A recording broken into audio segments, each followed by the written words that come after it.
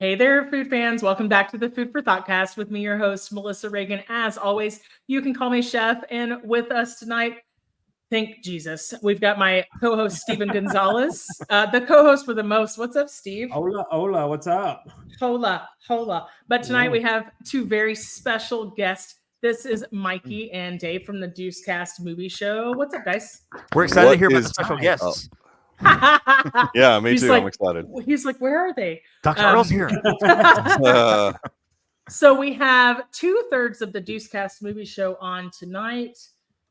This podcast is the reason that I have a podcast. Not gonna lie, these guys are amazing. If you love movies, please check out their show. I'll give them a chance at the end to plug it and tell you all the good things about it. But so happy to have you both here. Yes, thank you for Thank you for joining asking. us. excited to be here, guys. Man, thank you for Yeah, being here. awesome. Yeah. So I have to ask, as I do every guest, what was the most amazing thing you ate this week? Anybody go first? I'm gonna Yes. go first. I had a hockey game hot dog that was the best thing ever. Mikey had a warm water hot dog from a cart. Oh, I loved it. I loved it. That sounds It was so- fantastic, actually. It was amazing. He might need an antibiotic in a couple days. Nah, look, I've destroyed this body so much over the years that I can handle any type of food that enters it. So, At this point, it's probably he's going to live forever. I mean, he's going to beat all of us. yeah, It's just- exactly.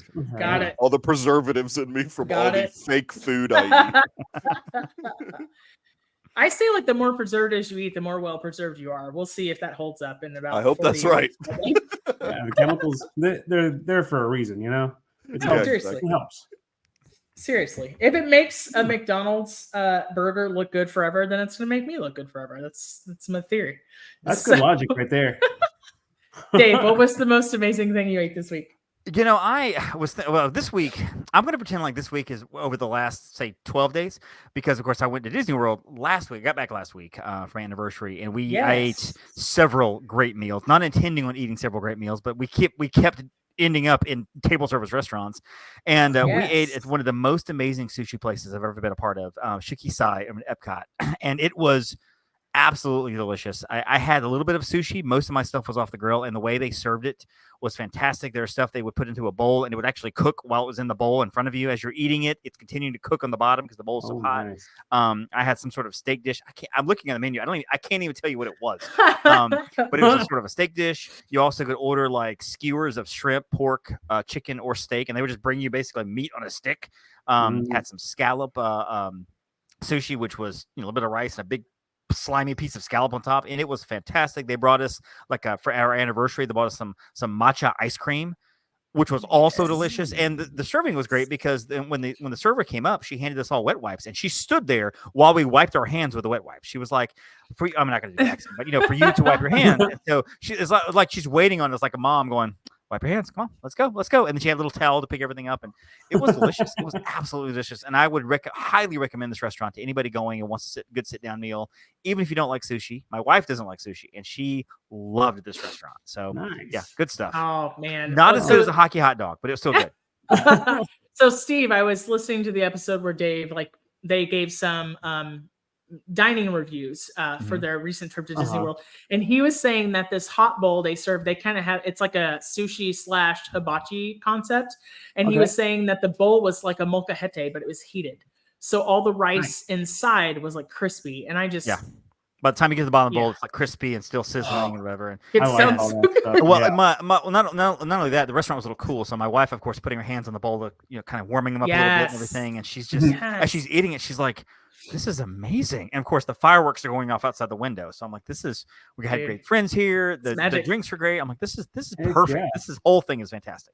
That's Um, magic. Oh yeah, good stuff. Nice. Steve, the most amazing thing. What is it? I have been making some more content, so it's a tie between those cheese stuffed biscuits or my Alfredo cheesy mac and cheese bites with rotini pasta instead of mac and cheese. Yes. So yeah, out of my cookbook, that biscuit recipe, you kind of make it like the Red Lobster Cheddar Bay biscuit recipe, and you stuff it with a ton of cheese and then air fry it and throw in butter and then air fry it some more. I'm not gonna lie, I mean, my breathing is getting just a little heavier thinking about it right now. That's not a bad thing. My arteries are hardening actually thinking about that right now. And it sounds delicious. And so yeah, we also did some mac and cheese bites, and you just make like a nice thick cheesy sauce with Alfredo and pasta, and then I chose to air fry because I don't have a deep fryer, so that still came out good with the vodka sauce. Oh, yeah, I gotta say those were the two good things I've had this week. Yeah. What about you? So I lived vicariously through everybody. I loved seeing. I listened to Dave's episode about all the dining reviews because I have a Disney trip coming up next year, hopefully early next year. So I'm furiously taking notes. And then let's face it, I'll kind of also eat everything and anything. So I went to my local tonight. I went to Good Friends on the way home from work, and I had some Korean wings, some like a half order of chicken nachos. And I had their hummus, which is amazing. Zero complaints. And there was a couple of regulars in there tonight who didn't know that I was relocating for work. So they were like, let's buy you a celebratory shot. So dude, Nice. I can't complain. Like a super fun Friday night for work. So yeah. That's why I'm drinking some scotch tonight, just for you. Celebrating Steve, just for you. Steve, what is it? Because I had Jameson and a pickleback, but what is that? Some Johnny Walker Gold. So nothing special. Dasani, just for you, right here. Right. Yes, let's do I've also it. got some water too, but one for me, one for my homie. So I have a Sam's Club Diet Cola, standing by. Nice. It's on standby, just in case. So. Yeah. Well, all your stuff sounded great, but I'm really sorry that it wasn't a hockey game hot dog, because that obviously was better than everything you guys said. So this is actually our very last podcast because we have nothing that can top a hockey game hot dog. That's right. This is it. Yeah. Well, the question is, everyone. What you do at home is obviously different than what you do at a stadium or an arena or whatever.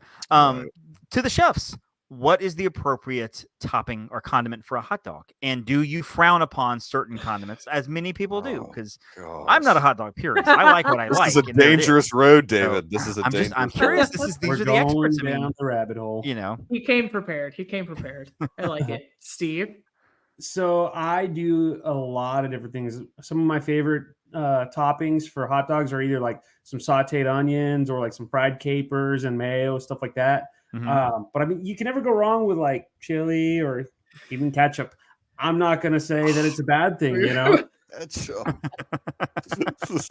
all good. It's all good.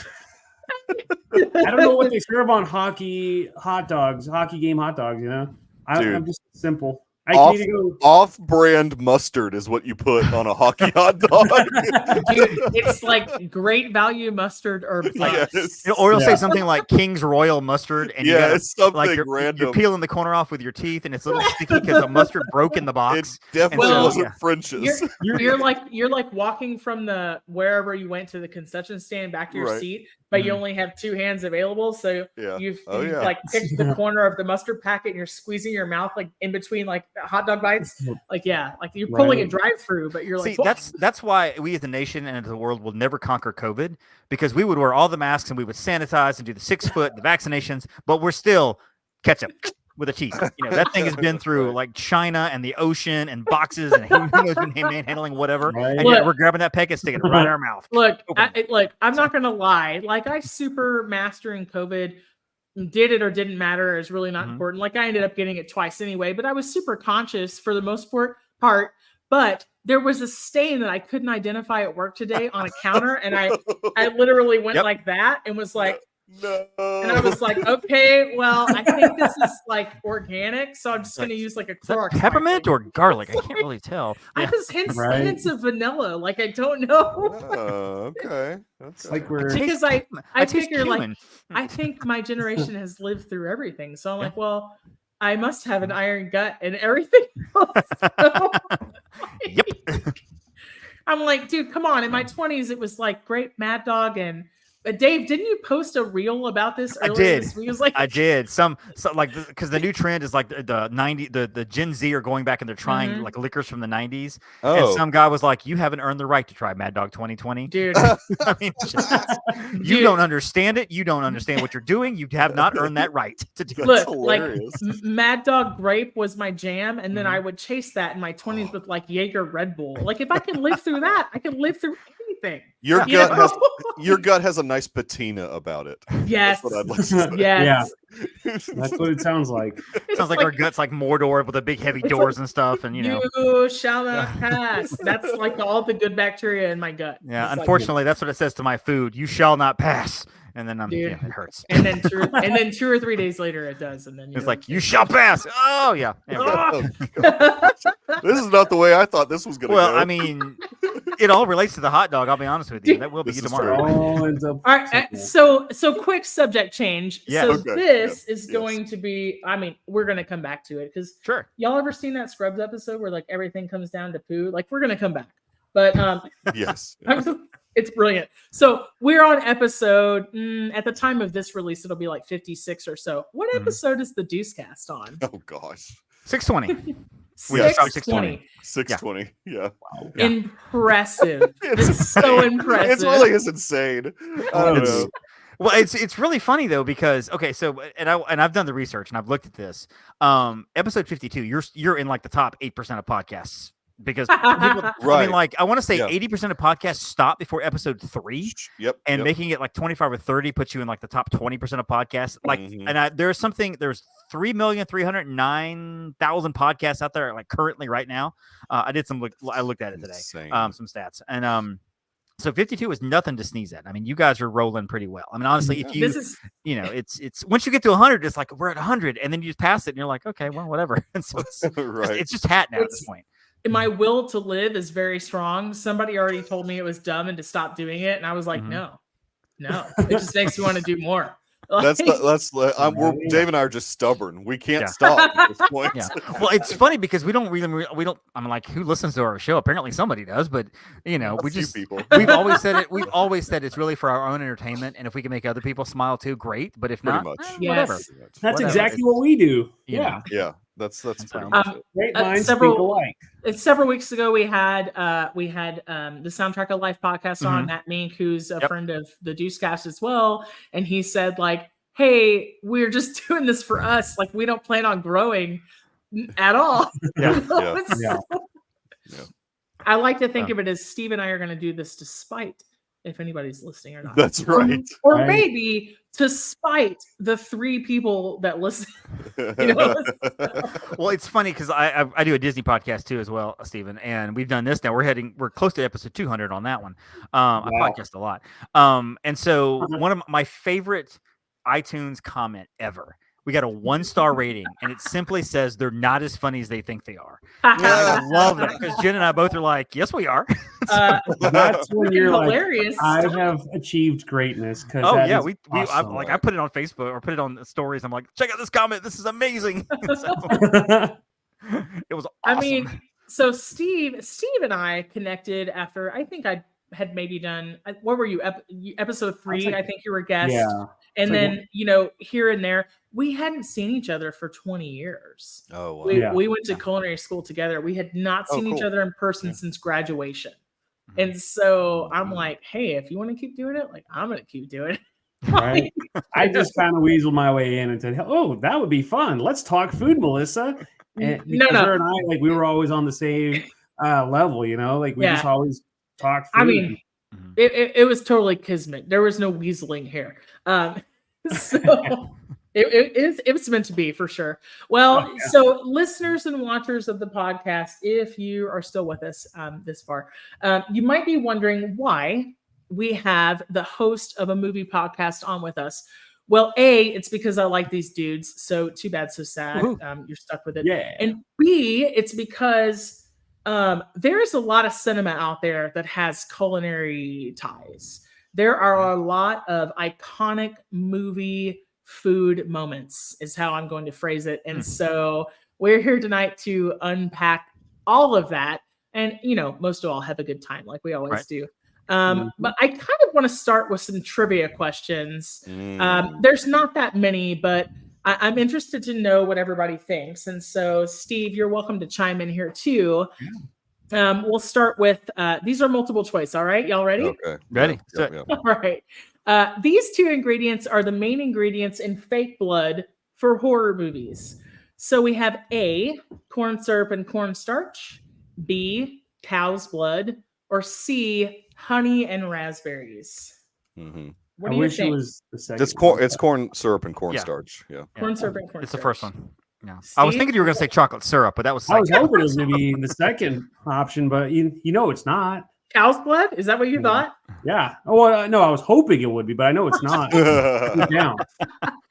You're so sick. So although they have actually used pig's blood in some films for fake blood, the answer is corn syrup and cornstarch. So nice job. They will add more cornstarch when a blood clot is needed. Is that undefeated so far? Awesome. It's so terrible. All right. So it's quick story. I was involved in a number of like church theatrical kind of hell productions back in the day.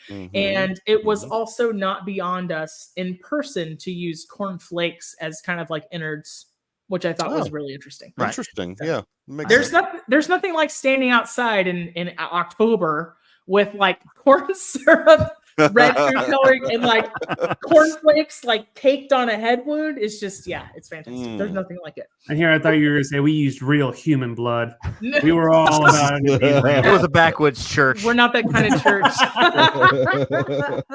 Well, I mean, some people didn't survive the snake bites. So what else are you going to do with it? We got to hide. That's right. That's exactly like, what are you going to do? It's called repurposing, Stephen. Repurposing. Yes, exactly. It's sustainability. That's what it is. And organic.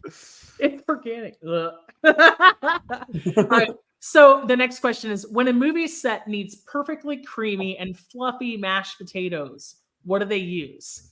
A, instant mashed potato mix, B, diluted joint compound, or C, Elmer's glue? What do you think? Elmer's glue. Yeah. Yeah, that's what I'm leaning Elmer's glue, although the second one sounds possible as well. All right, this is a twofold answer. So if nobody's eating the mashed potatoes, they actually use joint compound. They dilute it with rubbing alcohol. Okay. It will build on top of each other to make like fluffy mashed potatoes. And if somebody needs to eat it, they just use instant. But like fun fact, they will dilute the instant mashed potato mix with water instead of milk, so that if they need multiple takes, it won't go sour. Oh, okay. Right? Okay. That's because fair. according to federal law, on a movie set, if actors are going to eat food, it has to be 100% real for safety reasons. That makes sense. Is it glue edible? I mean, I ate that when I was in pre-K. Dude, I ate so much paste. Rubber cement. I was a rubber cement kid. I went hard. I was too busy putting it on my hands and it peeling off the silhouette off my hand, my palm. That explains the hockey hot dogs. Yeah. What can I say?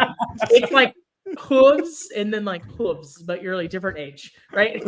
So, all right, next. So for wedding cakes in movies, what do they make the layers out of? A, plastic, B, cardboard, or C, styrofoam? Wedding cakes. I'd guess styrofoam. I'm gonna go cardboard. Okay. What do you think, Steve?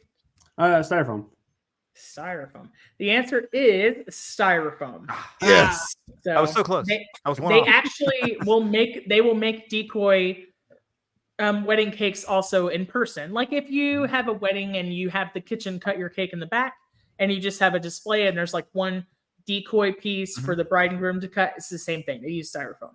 Okay. So super interesting. The frosting sticks really well to that because it's a little bit porous and it has a little bit of texture on it to hold on to that texture or to that. And I'm always trying to think ahead to the hot lights under when you're filming something like for sure on set. What's going to be durable for that? So styrofoam would work too, I guess. I mean, yeah, styrofoam works. So plastic can can warp just a little bit if it's the right amount of heat and humidity. So yeah, super smart. And then cardboard will collapse underneath like a hot movie set or like photography lights. But cardboard is a really good stand-in for like making pancakes stand up straight. like in a photo shoot. Like they'll put like a cardboard desk and a little disc in between each pancake. All right. Up next, to keep food looking fresh and shiny for on-set scenes, this material is sprayed on. You have A, resin, B, hairspray, or C, shellac. To keep them looking shiny, shellac. Yeah, to keep it look shiny. We'll go shellac. Okay. Yeah, I'd go shellac. Also, resin would harden it, so I'd go shellac. But I want to say hairspray, but I feel like if you're going to keep it shiny, shellac. Hairspray is also flammable too, and I feel like there's a risk there. Depending on what's going on, if you're making Backdraft 2, hairspray may not be what you want to go with. Backdraft 2. There is a Backdraft 2. Exactly. Well, so shellac is the correct answer, and then believe it or not, so they will use like a diluted shellac, like a kind of a concentration. But believe it or not, you can also use hairspray to achieve the same effect. The only problem is that some foods like dairy or things with alcohol will react with the hairspray. Sometimes it'll cause bubbling and sometimes it'll cause a discoloration. So I thought that was interesting, right? And then finally, for the last question I have, the following food item is often used as a stand-in for ice cream in photo and film. A is frosting, B is shortening, and C is cream cheese. What do you think? I'm going to go shortening. I'll say frosting. Yeah. Okay. Man, I'm going to say cream cheese. Yeah, all three different. Trick question. It's all three, depending on the condition. Yes. So shortening is the best, right? Like shortening is the best for keeping. If you need a stationary shot, like in a bowl, shortening is the best. It's typically pretty heat resistant. Like nobody's shooting a film and it's 90 degrees or above. If they're shooting some sort of stationary food shot, they're not going to do it outside. Right. Cream cheese is the best for stacking. So if you need multiple scoops of ice cream, like decoy scoops of ice cream on a cone, and then frosting is the best if you need like toppings to adhere to it. So my inner food nerd really enjoyed figuring out these questions. So, nerd. Yeah. I would totally eat a cone of cream cheese. I would too. In all fairness.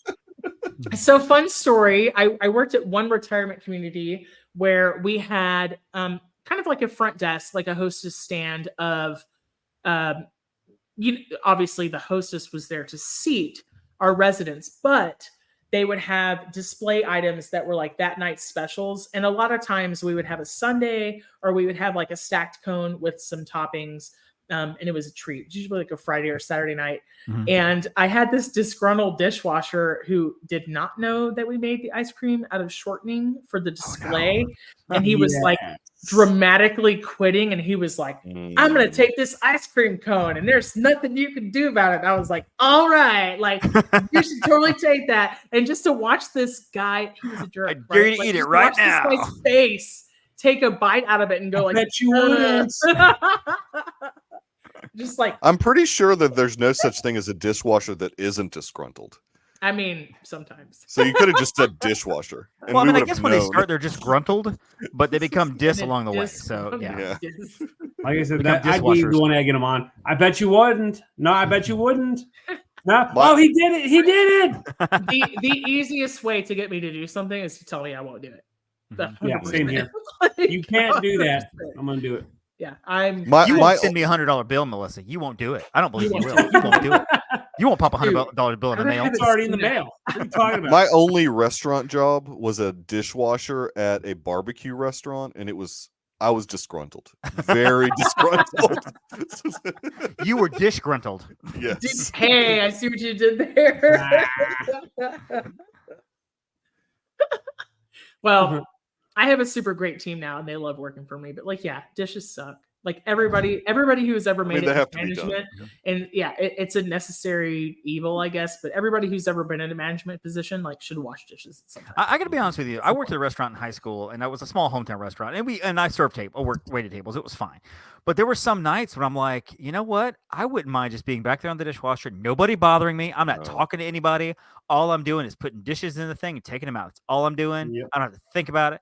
Not all the time, but every now and then I'm like, you know what? That I just don't feel like that'd be a bad idea. Dude, And, look, it's dirty. I'll just stick it back in there. I'm not doing it anything. is A plus B equals C. And I'm not going to lie. There's about 30 minutes a week where I'm like, oh, yeah, we don't have a mid dishwasher today. Like, guess I'm going to be on dishes, y'all, for like 20 minutes. I put a little AirPod in, I put a little Pandora on.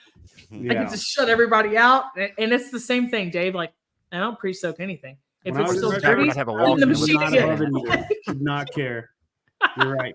You just get to tune everyone out. Pop my cassette copy of Def Leppard's Hysteria in my Walkman and put my headphones on my head. And I'm like, Hysteria, I'm washing dishes. Can you feel it? Yeah, it's great. So, It's kind of one-dimensional. It's kind of like that guy only has one arm. yeah, it's very disarming. You ever heard that joke? What has 9 arms and sucks? Def Leppard. That's terrible. All right. but I started it.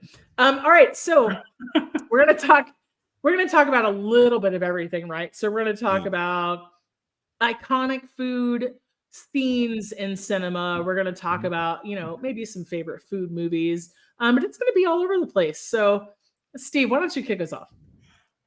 Like, are we starting about like what our favorite food movie is, or It doesn't matter? It's what? going to end up being like 40 minutes of a good time. Set So the you're bar low. I like it.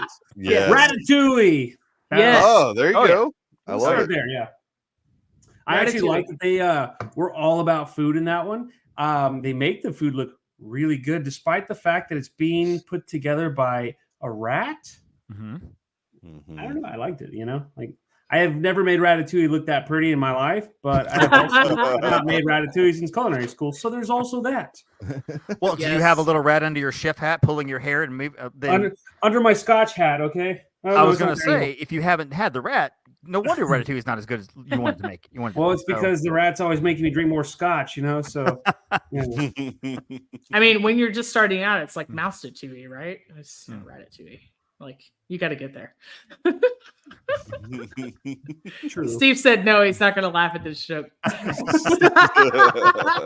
You're going to give me a pity giggle. That's terrible. All right. I gave you a smile. A good smile. Mikey, have you ever eaten ratatouille? Yeah, I think so. It's like cold soup, right? No, that's fishy swab. Oh, that's I've never had Vichy ratatouille. Swab. I've never had That's ratatouille. Vichy Or Swab. That's right. gazpacho. No, I probably haven't had it. Man. I probably haven't had it. Yeah. Steve, when's the last time you ate ratatouille? I think culinary school. Yeah, it's been like almost 20 years. Seriously? Not 20 years. Really? Yeah. I used to use that as like a pocket veg of the day special. Oh, yeah. Like a lazy. So you guys, if you don't know, I mean, the film does a pretty good idea, or a good like depiction, but I mean, really in layman's terms, it's like you dice an eggplant, an onion, maybe a tomato if you're feeling bougie, but like a bell pepper, a zucchini, a yellow squash in marinara sauce with a bunch of garlic and herbs. Well, you were on our show sometime last year, the year before, we were talking about like kitchen movies, chef movies and stuff. And you had mentioned Ratatouille, and you were saying Ratatouille actually has one of the closest depictions of a real kitchen and how a real kitchen, or that style of kitchen, how it would operate. Yeah. Like, you were surprised, like, it was a cartoon and how authentic that kitchen is. It's a super legit depiction of a brigade kitchen. That's what I said, Steve. What do you think? I think the kitchen, it really depicts a lot of what actually happens. It's just cleaned up a little bit more, if that makes sense. Right. There's a lot more off-colored jokes and off-colored vocabulary. But I mean, in the kitchen, if you're not showing the chef respect, I mean, you might as well be finding another job, stuff like that. And I can remember, if I ever disrespected the chef or made an off-color joke to the chef, I was probably in dish pit for about a week, But at the same time, like, it's a good learning experience, A good kitchen also teaches you as well. So I think that also makes a good chef. So, things like that. Yeah. So you guys, if you ever want to do ratatouille at home, like, I really think you can add a pound of Italian sausage to that, and it's an easy meal. Oh, that sounds good. Some rice or some pasta underneath it. You got what is it like? What's the base though? Is it like chicken broth or what? I mean, what are they? Marinara. Marinara. Okay. I will never do ratatouille at home. ever, because there's nothing in that I really want to eat. However, I do want to try it one day. So next time, like I'm going to be at the Flower and Garden Festival at Epcot, and they have it like in some of the carts, and I may spend $8 and just try it, knowing I'll take one bite, be like, and throw it. You can start a Patreon, and I will indulge your like Disney food purchases. I'll pay for that. Yeah, for sure. Oh, that'd be an interesting Patreon. Give me money so I can eat food at Disney World. Which actually I will contribute to. When this episode comes out, I will be at Disney World, likely eating. So there we go. Well, there you go. There you go. No. See, I'd be using the wrong platform. I'd be using like OnlyFans and be like, all right, who's going to pay for me to eat all this food? But while I'm barefoot. Hands, because it's going to be food related. Read the comments. Eat it slower. Oh, all right, Mikey, eat that hot dog slower. Oh my god, eat that hockey hot dog slower. Oh man. So you Hockey get hot like dog 30 is bucks, going like, to be my absolutely. OnlyFans name, actually. Hockey hot dog. Eat it with your feet. Where are we? What is this podcast? What are we doing? What's happening? Yeah. Wow, this took a hard turn. It's anything goes. We don't have rules. Moving along to the next movie, right? Oh my gosh. Who gets David, to pick the next movie? Dave, what you got? Well, I was actually thinking about this earlier, like, because I didn't know we were going to go if it's a top 5 or just movie scenes or whatever. But I will say, if you guys have ever seen Inglourious Bastards, yes, I learned this not too long ago. There's a scene where Hans Landa, brilliantly played by Christoph Waltz, won an Oscar. He is sitting with Shoshana, who is Melanie Laurent. She owns the theater and everything. She's trying to get the Nazis to come there to the theater so she can burn the whole place down, right? And he's eating a pastry in front of her.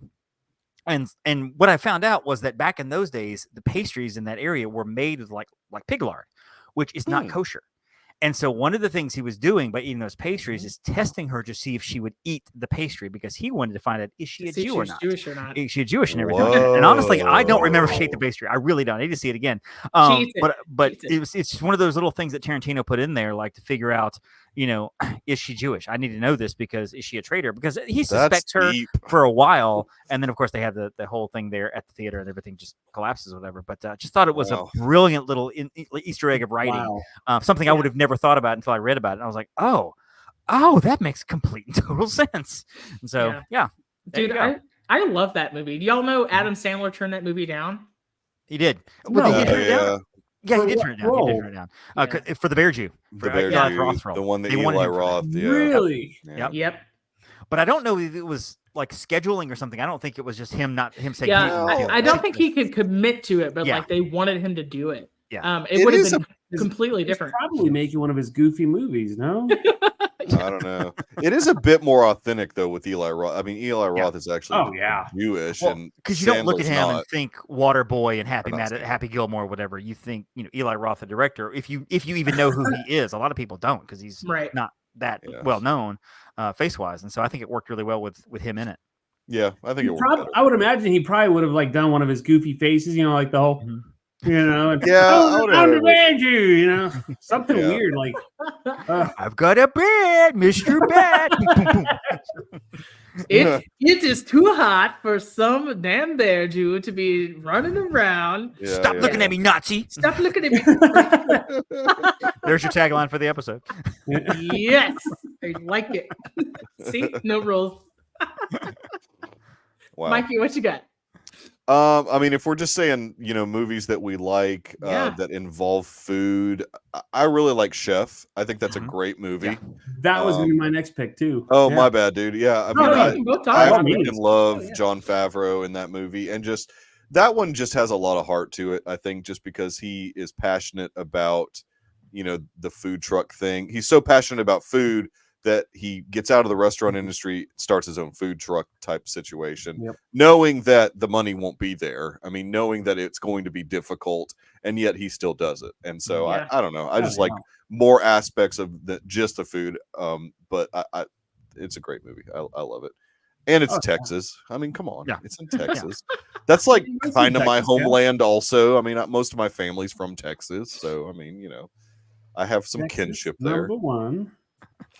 Yeah, exactly. Yeah.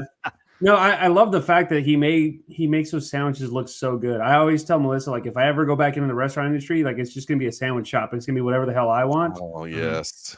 And I was actually just in Miami, so I told my wife we have to get a Cuban. So Nice. you would think, like, for being there for like a couple days, like Cuban sandwiches. I only had like one.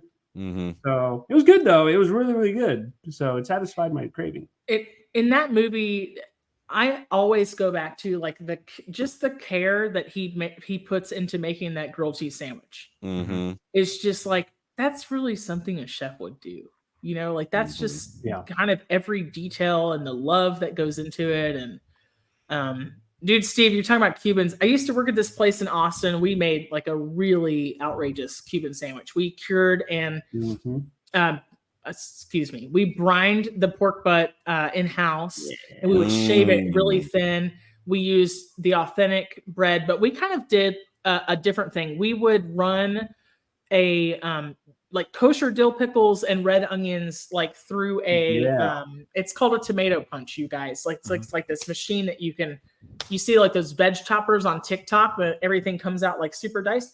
And so we would let the diced red onion would like pickle in the kosher dill pickle juice.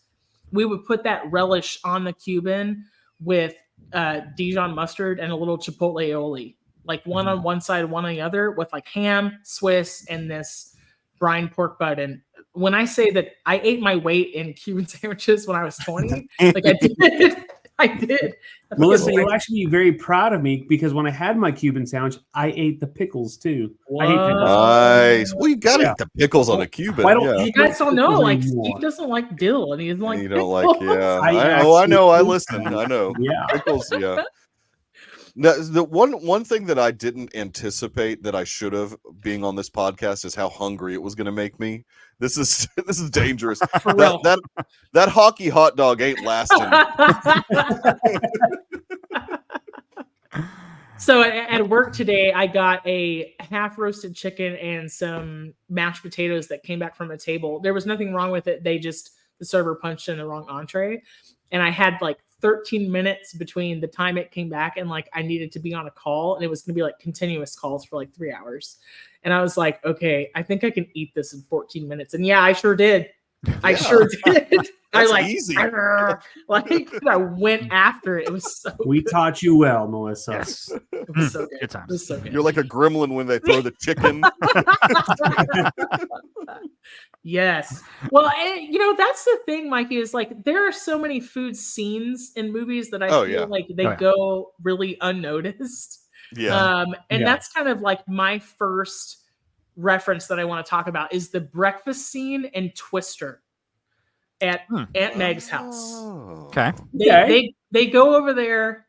They have steak. They have eggs. The guy makes a comment. He was like, "Oh, this lemonade's homemade," and then they're like plopping the mashed potatoes on the plate, and he puts gravy on there, and he's like, "It's its own food group. This gravy's its own food group." Yes. We're just like, awesome. dude, and a runny egg. I'm like, I want steak, mashed potatoes, gravy, eggs, and homemade lemonade for breakfast. That's what I want. Like, what am I doing with my life Michael, right Waffle now? House is open if you want to meet me at the. I know. We're probably going to have to do that. Yes, let's go. The largest, the most steaks sold by any restaurant in the country, Waffle House. That's crazy. No doubt. Okay, fun fact: I have never been to a Waffle House. In my life. What? I know. They're in Texas, though. They're Steven. there. Yeah. Well, I'm in West Texas, and there's no Waffle Houses unless I go to like Dallas. So Is there a 24-hour like breakfast place like that, like Waffle House? I mean, there's a coffee right? kettles and huddle houses all over the place. Denny's? Denny's. Omelet Shoppy. Denny's is like Waffle House put on a cheap suit and tried to be impressive, and just that's what Denny's is. It's good. It's fine, but it's Denny's is Waffle House going to a job interview wearing their dad's suit. And it's the sleeves are like too long. It's like, Denny's, who do you think you are? Come on. I feel personally attacked right now because I've done that in my life. Not really. while interviewing at a Denny's, nonetheless. That's crazy. I love it. Hey, y'all, I've been to Chick-fil-A biscuit school. Like, I'm not over here bragging. Yeah. Nice. I would eat a love lot of what other Chick-fil-A movie- biscuits. Same. They're good. They're good. I was gonna say, you know what other movie I thought was actually rather impressive, and because I'm like a big sandwich guy, and it was Spanglish. So speaking of Adam Yes. Sandler, Adam Sandler, you know, doing the whole fine dining Michelin star sandwich and all that fun stuff. Mhm. You know, he actually like hung out with Thomas Keller, and Thomas Keller like taught him how to make like a He good trained sandwich. the French Laundry for that role. Yeah. Awesome. I loved the Wow. way that they just like filmed everything up close and his hands like cutting and all that fun stuff. And it was funny because when I saw that movie, I was with a friend of mine who went to film school. So she's like dissecting all the film stuff and I'm dissecting all the food stuff. So we were just talking about it the entire time, you know? So yeah, Love I that. thought that was kind of cool. Oh, I Man. love how with food, there's like two angles. One, that food is kind of a sub character. Like there's no Yeah. particular sitting down scene, but there's food. Mm. Makes me think of Ocean's 11. Brad Pitt is eating in Yes. every single scene. Yeah, All the way Yeah, through. he is. And at the end of it Yes. is when he finally goes, "Oh, I ate too much." I mean, just like he pounds his chest. Right. Very end. Right. So food is not necessarily a character, but it's part of the movie, part of his character. Versus you have your breakfast scenes like Twister or the breakfast scene at Reservoir Dogs, where you're introducing all of the characters around the table. Which ones are actually, they're all criminals, but which one's kind of the nice criminal? Which one's the douchebag? Yeah. Which is Stephen Shimmy's character? Doesn't typically Yeah. use it all your job, Tarantino you know? loves a food scene. And so Yeah. there's that, and then of course you've got movies made around food, like Julie and Julia, with Amy Adams, and which I absolutely love. Or I was thinking of the documentary Hero Dreams of Sushi, which is an incredible Oh documentary. yeah, Yes. that's a good documentary. If you guys have never seen it, it is so fantastic. And he's 98 years old now, and at last report, Yeah. he was still serving sushi. A little Yeah. slower, but still serving sushi. Mm. I was reading their Because it's an art. Like it's Yeah, an it is. elevated art. It is. I mean, and in the documentary, for those listeners who've never seen it, go find this. It's about 80 minutes, and it's basically a documentary about a restaurant in Japan. And this guy is so mastered at sushi, like people they apprentice under him, and you'd think it'd be easy, or over time or whatever. And he's so like shooting people down all the time. Nope, not good, not good enough, not good enough. People were training for years to make the right sushi in order to serve at this restaurant, which has 10 seats, and that's it. And they take cash only, and it's an incredible documentary. It really is. It's I amazing. got a shout out, just a scene that like stuck with me as a kid. Temple of Doom, chilled monkey brains. Yeah. That might be like the first scene like that I remember as a kid. Just like Nice. seeing that and just being like totally grossed out. And then the soup with the eyeballs floating in it. I mean, just that particular scene. Well, the soup looks good, and then suddenly the eyeballs pop and then up. the eyeball comes out. Yeah. Like I mean, float it's to the just like- bob to the top. Yep. Like, yep. Yeah. Chilled monkey brains. Yeah, exactly. I love that type of thing. I mean, because like David said, I mean, that's not like totally integral to the movie, Right. but it really makes you feel like you're there when you're seeing that type of stuff, and you feel like how Indy probably felt, or not Indy necessarily, but the girl, she was probably just so grossed out or whatever that she just Kate it just Capshaw. Yeah. it makes you feel like you're there. Yeah. And Andy, wasn't her name Andy or Charlie? No, it wasn't Andy or Charlie. It was something else. That's why I said the girl, because Yeah. I couldn't remember her name. Can't remember the character's name. It's not Andy or Charlie though. Close enough. Well, but you have a really good point, Dave, about how sometimes the food is the main character. Like sometimes it's the hero of every shot. And sometimes it's just like to move with the plot along. And so you're talking about like being grossed out with the chilled monkey brains. This isn't even on like my list. It just made me think of it like that scene in Matilda where they make the little boy eat the chocolate cake. And it's just like over and over again. And even I've never seen this movie. I've never seen What? it. David Toller. Yeah, I they was were- too old in the 90s to see it. I mean, it wasn't my jam back then. You're And so not I too just old now. never Not got too late. I never got around. I need to circle back to it. I've never seen it. Okay, So- you have got. So I know on your show you guys assign movies. We're like, Oh yeah, this is true. like you've got to see it. Mhm. It's a really great scene, and even the director debated on like, do we really need this scene? But it ended up being like really iconic. Okay. So it's not only that, but there's a scene where Matilda is making breakfast for herself, and it has like a great score behind it, and she's So spoiler alert, she's like a little girl. She has telepathic powers. Right. And so I've read I'm the not- wiki. I've just never seen right. it. I'm not spoiling anything because you spoil everything before you watch it. So you Yes, read. it Plus, does. the movie's like 38 Yeah, years old, so it does. I've had time. She's like telling the Bisquick what to do, and it has there's like a great couple songs in this montage. She's making breakfast, but the lady's name in Indy was Willie. Willie, yeah, I just looked at it. That's right, Willie I'm Scott. I could not keep from looking it up. I was like, I have to know right now. Well, yeah, Wilhelmina I Scott would not or have been Willie. able. I knew it was a guy's name, like Andy, I Charlie, wouldn't have been Willie. able to pull it. Yeah. I wouldn't have been able. Yeah, I'm see, you're- old. Yeah. Yeah. Hold on, lady, he crazy. But there's this great scene. She has parents that are adoptive parents that are not so great, Danny and DeVito. she's like kind of coming to Yeah. Danny DeVito and Perlman, Yeah. and she's finding her independence in the scene. It all has to do with breakfast food. It's a really sweet scene. So you should totally watch it. But anyway, So, well, let me ask you guys this: what's your favorite food? Oh, favorite food. Dessert or Like- like food? Just in general, like I mean, like my mom's homemade meatloaf is probably Okay. my favorite Yes. food, like of all time. Okay. Yes. Yeah. Sweet potato casserole. okay.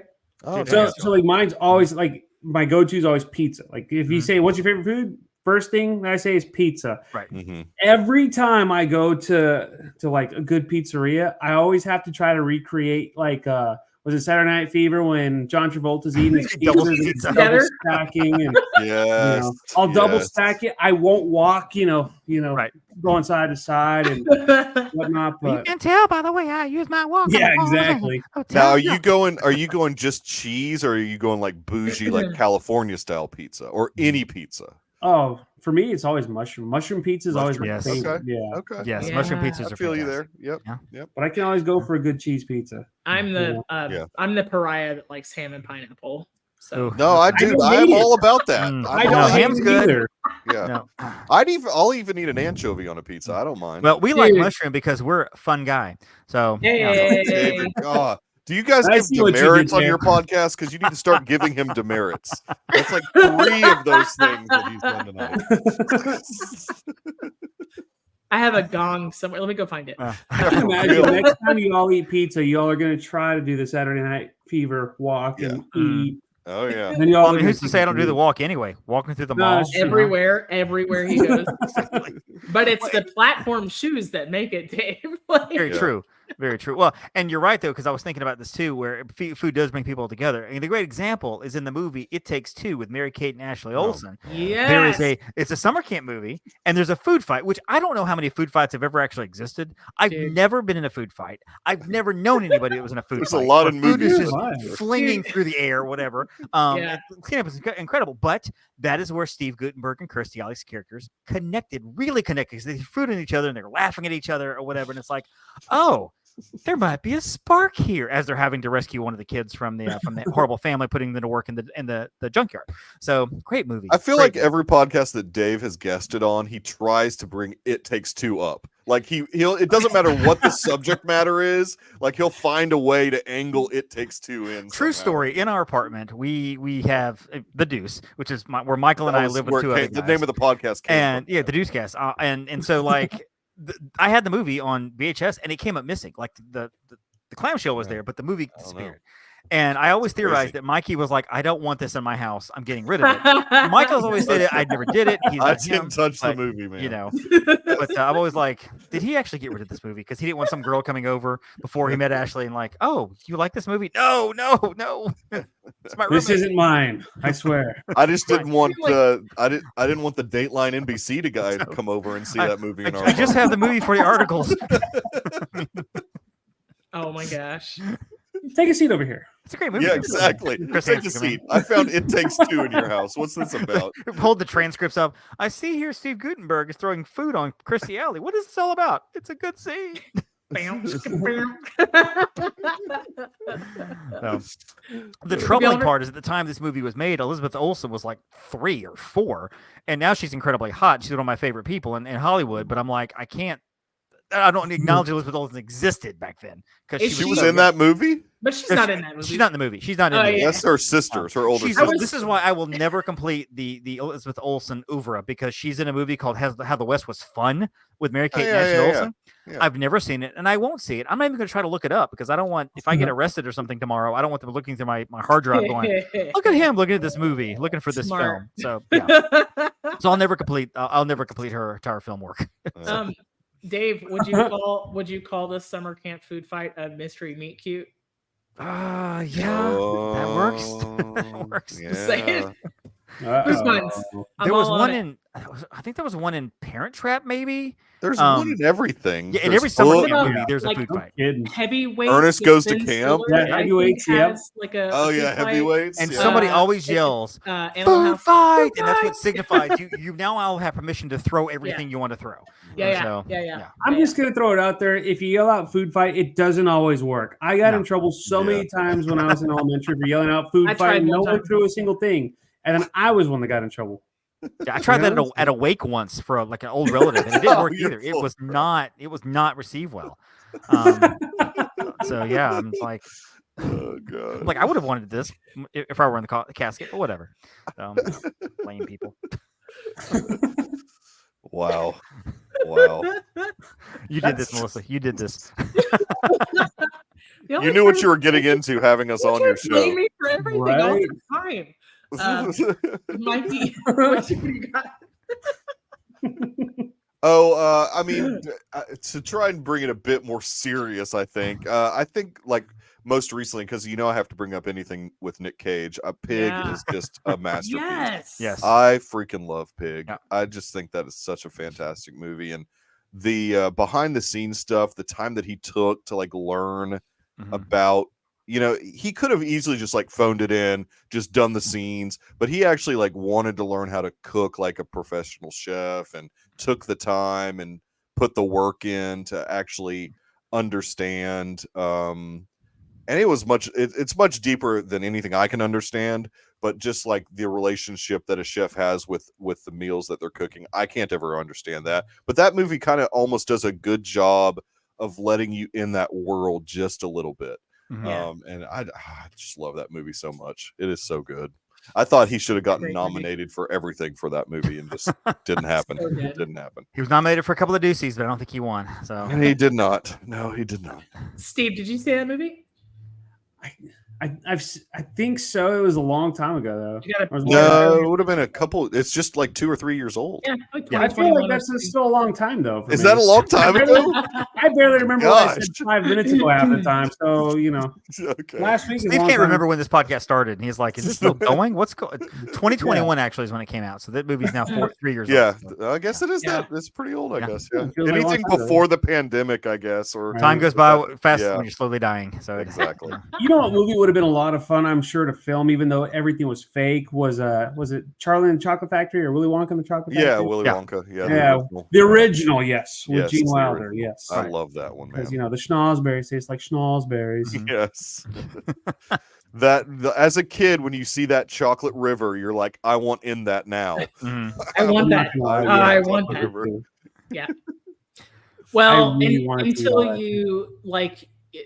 you grow up a little bit, and then you attend one too many weddings where they have a chocolate fountain, The chocolate fountain. and you see a kid does like this, and then they do like that, and you're like, Oh, no, gosh. I'm all set. Like, I'm good. Yeah, not good. There's a place in Alabama, and I'm sure you guys have heard of it, called Golden Corral. We have it in is Texas, yeah. It's a buffet place. They've got a chocolate fountain at times. No. I would not. That's the kind of place that it. you I go. feel like I would and need a tetanus shot and a yeah. Hep C shot after doing that. You eat your food. You don't question where it came from. You don't question how it's cooked. You just eat it. If you look on the wall and the health department grade saes like 90 or above, don't eat there. Don't. Yeah, It's don't not look going to be for good it. food. Don't- It's like Waffle yeah, House. do not. If it won't says taste good. 71, it's perfect. Go. Right, right. Yeah. I feel like the only way you won't get sick from eating there is if you have a gas station hot dog or a hockey game. Oh yes, We're gonna be talking about that all episode now. You Mikey, know we that, can meet right? at Golden Corral if you want to. I'd be up for that. Dude, I have not eaten at a Golden Corral since we lived at the Deuce, and I feel like probably not a good idea. When we lived there too, they used As to an have a Kenny adult. Rogers Roasters across the street from our house. Yes. Dude, And they did this I thing miss where those. every Tuesday it was like basically all you can eat chicken night. Yes. Oh, And so yeah. you go, and at the time you pay $6.95. You get chicken as much as you That's wanted, and like crazy. sides. And I'm a dark meat guy. I don't like white meat. So Yeah. I would they don't. Huh. The other guys would always have to wait for the chicken because I'd have to cook so much chicken. Yeah, I would just go back over and over and over, and we might have put them out of business because we definitely Yeah. we definitely put Tony Romo's out of business very in the true. area because we went and me and this guy Chris, we Mhm. call him Wookie, tall guy, really tall 6'9". guy, Yep, big guy. one of my best friends. Yep. We did the all you can eat ribs, and we shut that. It You did the closed rib a week off. later. They both ate The- 50 ribs each. I kept 50 tallies. ribs I each, still yeah. have the napkin with the tally on it.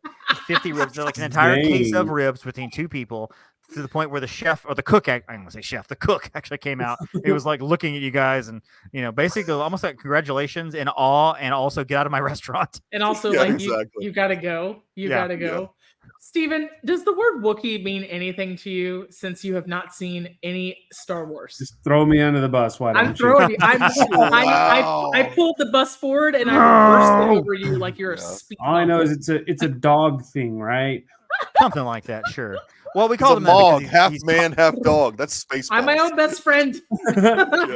we call him Wookiee If you because he's saw the tall, other he's hairy, side and I've of runs seen a lot, Spaceballs. so- Spaceballs, but I have never seen Star Trek or Star Spaceballs. Wars. Yeah, It was the planet. I was on This I was room that right. I'm sitting in is a Star Wars room. Like you can't see it. I Mhm. keep people from It's looking like at a it, but mecca. it is a mecca. Like all around me, I'm looking at Star Wars stuff. I'm Yeah, a little that's- obsessed. And I haven't been to Little that studio in forever because Michael won't open the doors. I anymore. know. No, I But, don't let people in my house anymore. I feel like I would just be kicked out really quick after Nah, you dude. finding out that information. No, dude. So Get out we're of my gonna, house. we're gonna start a Patreon. This is a where safe people, place. Where people are gonna pay for Steven to eat Mm. all sort of different kind of pickles, and I'm gonna make him watch Star Wars. Yes, yes, I'm gonna Protect, make him watch Star attack, Wars. snack. Snack. he would pick up a Greedo and he'd be like, "Is this a nuggets. Jedi? I don't know what this is. Get out of my house! Get out of my house right now!" No. Now, if you had said like I'm a Star Trek guy over Star Wars, then Right. maybe we'd have a problem. But if you haven't seen either, then I'm fine. Yeah. It doesn't matter. Fair enough. Well, I feel like we've already talked about 2 Mel Brooks movies because we talked about we just talked about Spaceballs. We Pizza talked the Hut. about- Yeah, exactly. You know what other good food movie Mel Brooks put out was Young Frankenstein. Oh It's yes, been a long time since I've seen that movie. It's been Ah, a love year. that I movie. own it, but it's Who been a doesn't, many, who many doesn't years. like a soup dumped in their crotch? yes, yes. Just saying. Yes. Monty Python always did food scenes good too, like in a gross out way. Like there was Yeah. the it was called And Now for Something Completely Different. Mhm. Was the name of the movie, and it was really just a bunch of vignettes put together. But the one scene where the guy's just eating and eating and eating, and he's like expanding as Yeah. he's eating, and he just Yeah. pukes it all over the place. Yeah. Which makes me think of Lardass and Stand By Me, of course. Oh, the yeah. Blueberry Blueberry pie pie. contest, and they Blueberry puke pie eating everywhere. contest. So, Yes. yep. Yes. Yes, Stand by me, that man. was a pretty good one. Well, I mean, it actually might be challenging to find a movie that doesn't have a food scene of some type in it. Hmm. That's a I was gonna yeah. say- I challenge. mean, I think kind of like, want to. go ahead, Steve. I was gonna say I kind of want to circle back to Tarantino when he in Pulp Fiction with that really good milkshake. Oh, The dude, $5 the milkshake? Which Yeah. at the time was like, wow, $5 for a milkshake. And now you're like, I would love to find and pay A only $5 $5 for a milkshake. milkshake. Yeah, no I kidding. mean, that would be amazing. And so- Like, does it have real ice cream in it? Is Mhm. that the deal? Like, well, he drinks This it. is He's a like, good that is a tasty shake. I don't know if it's worth $5, but it's Oh good. yeah, and then the hamburger, That is a tasty burger. that is the Big Kahuna burger. That's a That's a Tarantino thing. loves his Yeah. food stuff, man. So he just has all that type well, of stuff. it in makes me think of it's not Tarantino, but kind of like one of my honorable mentions tonight was going to be watching Kurt Russell eat those nachos grande in Death Proof. Like, Yes. he's just going after it, and that's Yes. how I eat nachos. Like, go after it. Yeah, yeah, Like, yeah. yeah. I like how great every scene. one of his movies that food is mentioned, like they always have like a big a zoom in close up of like food being sliced or being eaten, whatever the case is. I've tried to Mm-hmm. put that in my food channel and my content and all that stuff, but I always forget because I'm just like, food pictures are hard to take, and I say that like seriously because when I'm at Disney, I want to take pictures for my Instagram or whatever, like what restaurants I'm in, and like they're hard to get a good read on because sometimes you take a picture of a dessert or whatever, it looks tasty. Other times, like a steak, you're like, this looks terrible. This looks like a piece of brown meat. This has looks no brown. exactly. Like I sent Melissa some pictures from the sushi place, and they look normal. Nothing looks delicious on there, and so you're trying to get the right lighting, and you're using filters, but you don't want to take away from the actual meal itself. And that's the problem with the advent of like, yeah, and that's the problem of the advent of social media is everybody thinks they're a food photographer, right? And well, I know that I'm not. they're not. Not everybody. How good the steak is. I've taken plenty of pictures, and it's not great. Everybody thinks you're a critic too. Yeah. Well, and it's like, well, I mean, just because like I don't know, it cost this amount and you didn't like it doesn't mean it's not good. You know? Well, that's Yelp's fault. Yelp is I don't even get me started on Yelp. Food and be don't even get me started on Yelp. I taste the notes of this, that, and the other, or the compote here is just. I'm like, this steak's pretty good. It's transcendent. Yeah, steak's good. Oh, these mashed potatoes are really good. I mean, in all fairness, people ask me the same thing. Steven, what's your opinion? No, it's good. What do you mean it's good? You don't taste this and this? I'm like, no, it's good. Yeah, I'd eat it again. You know, like, but yeah. That's how I describe food. Steven, I know Melissa has seen this movie, and we haven't talked about it in years because I haven't seen it since it came out. But have you seen The Menu? Did you ever watch that film when it came out? We're going to go down a hole that I don't want to go down. I hated that movie. Oh, really? Interesting. Oh, it was like my number 4 film of the year. I love that movie. But I'm also not looking at it from a food critic eye. Like I'm looking at it story-wise. So when he's talking about what's coming up, whatever, like I can't read into that going, that sounds stupid. I'm like, oh, that sounds cool. So I need to know, like, what's the deal with it? Like, why don't you like it? Yeah. Well, I mean, like, so they're talking about everything, and most people are, intrigued by it. Oh my gosh, they're this and this, and I'm just thinking to myself, I'm bored. You're right. Okay, the food's cool. Yeah, badass. I'm bored. Go on to the next thing. Oh, I was inspired by blah blah blah. I don't know. I just wasn't interested in it for some reason. I don't know why.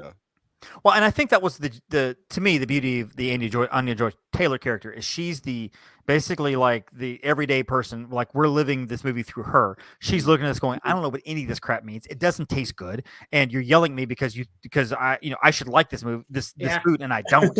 And that's really why I liked her character so much is because she's us, like looking at this going, what are you talking about, you pretentious douchebag? This is and it does make me wonder, like, if there are like real people like that Nicholas Hoult character that go into the fancy restaurants and they feel like they maybe have never been a chef in their life, but they feel like they can talk about food in a way like he does. Yeah. Yeah. I can identify with both. There was a time in my life where I was like super pretentious, like his character, and then there's more like I've been doing this for 20 years and I go to the same bar 3-4 nights a week because the food and the service are impeccable, but they are not haute cuisine. Right. Well, it's those kind of characters. Scratch, those kinds of people that when they talk, they sound good until they're talking to somebody who actually knows the subject. To somebody who doesn't know the subject, you're like, oh, you sound like you know everything about this. And then when you talk to an actual expert, they're like, you're full of crap. What are you talking about? None of what you're saying is any good. So, kind of like Melissa just said, we've been doing this for 20 years, and I always say, I don't know shit about food. Like, I'm a sponge. I'm still learning. Does that make sense? Yeah, sure. I will never know everything there is to know about food. And, a lot of people like fancier stuff than I do, and it's like, oh yeah, that's cool. Yeah, whatever. It's like you learn and grow, or you die. Like you evolve or you die, and it's never. You should be a lifelong student. Like there's never a day goes by in my career that I don't learn something. It's not always about food. It might be about like how to present myself, or how to help somebody be a better like version of themselves, right? But like constantly learning, and you need to be teachable, and you need to be moldable. And like with food, I'm just like, man, at this point, it's just sustenance, and if it feeds me, it's great. Right. Well, and it's just, it is like movies. It's where there are certain things should be good. Certain things should be steak, but sometimes you just want to eat a Waffle House. Sometimes you want to pop in a Kevin James movie and enjoy Here Comes the Boom because you don't want to think about anything. You just enjoy it, It's like the third But then week in a row again, you there's some mentioned steaks that out movie. there that I should love, and I'm like, this is not good. Some movies out there that you should love, and I'm like watching it going, I don't like this movie. This movie is yeah, exactly. I was gonna say I'm very resourceful, like in Goodfellas. Like I'll use a razor blade to chop my garlic super thin. Not that I actually do that, but like that's a great I'm scene. resourceful like that, Right. That is a great scene. And then you put a lot of love into it, and it tastes really good. Well, that's how Michael eats his mashed potatoes, like Scarface. He just puts it on the menu and just straight up and just swallows some hot water and let it just gestate in his stomach. It's weird, but hey, that's he shakes his head to mix it all up. Yeah, I'm not mainline that stuff. I'm not gonna judge him for that. So. He shows up on the podcast, little like mashed potato powder on his nose. Ready to go, guys. Let's go. Just the instant powder. Drugs. No, it's just powdered mashed potatoes. Yeah, I full on tried that joke at a Rangers game once. I got a funnel cake full of powdered sugar, and I nose first it. And I took a bunch of selfies, and nobody thought it was as funny as I was, but I didn't care. It didn't stop me. I was like, this is amazing. I don't have a problem. I can stop anytime I want, and the humor was lost on everybody. But I had powdered sugar all over my nostrils. It was great. But it's okay. Hey, as long as I laugh at the joke, then it's fine. It was working out, right? 100%. That's true. So on a bit more serious, not super serious note, but my next mention I have to go to is a little movie from 1988 called Mystic Pizza. Yes. Mm-hmm. Mystic Pizza was Matt Damon's film debut, and it was 2 years before Julia Roberts made her big break in Pretty Woman. And then it also has Annabeth Gish, who I'm super fond of. And one of the things that really stands out, like we talked about how sometimes food is the main character, but sometimes food is just like a plot device. And that's how I feel it is in this movie. But like, it's a little bit more than a plot device. It really draws all the characters together. And it put this place on the map. Like the film made this little spot in Connecticut famous. So kind of one of their claims to fame is that they'll put a thin layer of cheese on top of all the toppings and cook it until it's caramelized. So they say if you don't like your pizzas crispy and caramelized, like don't go there. But yeah, I want to visit it someday, and I love that movie. I adore that movie. All I heard was long time I've seen it. Very long time. Matt Damon. Scotty doesn't know. Different movie, but great. So, That's awesome. Yeah. I love that movie, and I have this deep desire. It's like one of those bucket list things where I want to go to Mystic Pizza. Does it still exist? Yes, it still exists, and I think there are different owners. Well, okay, makes sense. But yeah, the family that owned it initially, that inspired. It was like a screenwriter took a vacation there and made this fictional story about three waitresses who were all like connected by the restaurant. But that original restaurant, they changed owners, but the other family, like they still have all the pictures from the filming, and they still have, I think the actual filming took place a couple doors down.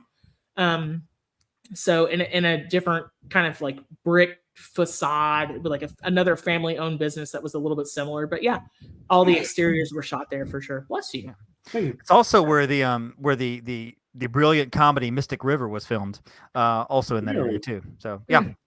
And by brilliant comedy, I mean that was not a comedy at all. I was like, it was a horrific movie. What is funny about that movie? It's a great movie, but man, is that movie depressing and hard. It's such a downer, but it's a really good movie. Mystic Connecticut. It is. So, yeah.